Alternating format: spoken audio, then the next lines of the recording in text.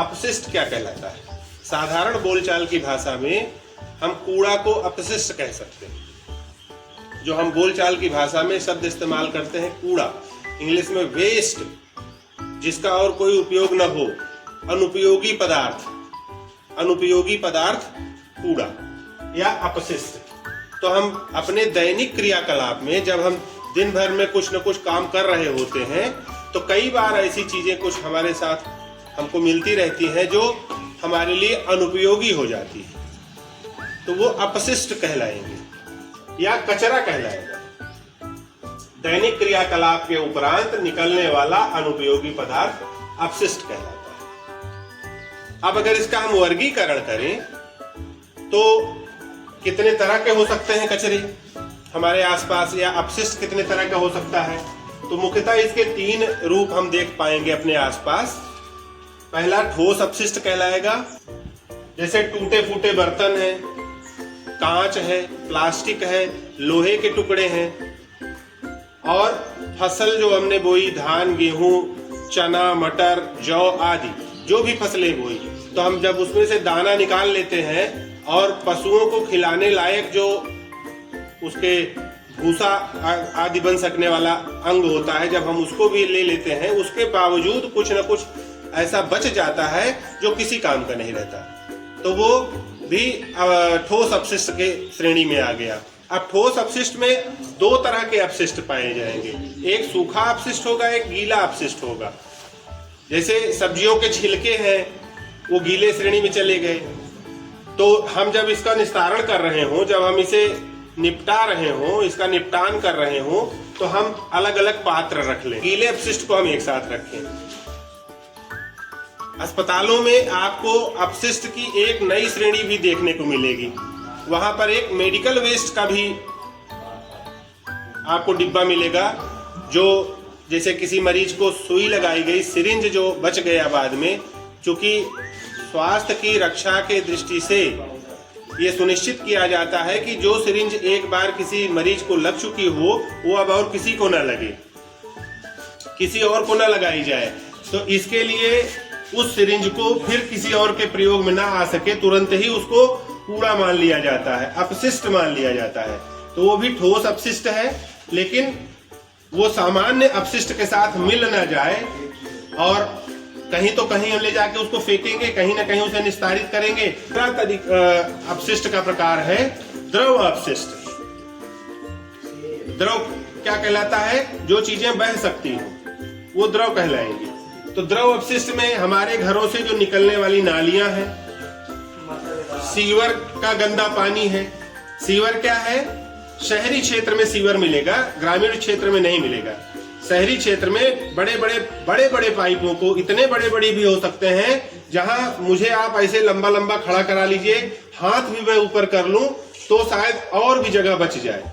इतने बड़े पाइप, इनका ये व्यास की मैं बात कर रहा हूं, इतना व्यास हो सकता है, इसी ऊंचाई में पूरा चला जाता।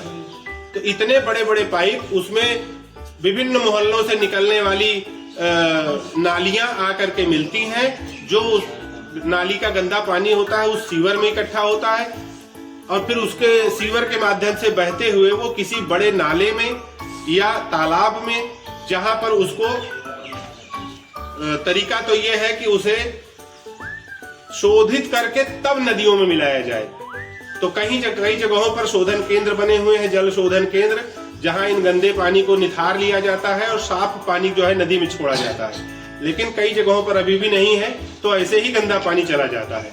अगर ज्यादा गंदा पानी नदियों में गया तो उसका सीधा नुकसान ये है कि जो जलीय जीव है, मछली है, घोंघा है, उसमें जो दूसरे और भी जीव जंतु हैं जिनका जीवन जल में ही है, तो वो अगर पानी की गुणवत्ता खराब हो जाती है तो वो सभी जीव के मर जाने का खतरा रहता है। इसलिए प्रयास ये किया जाता है कि ऐसे दूषित जल को हम सीधे नदी में प्रवाहित ना कर दें, उनको शोधित कर लें, साफ करके तब हम उसको नदी में डालें।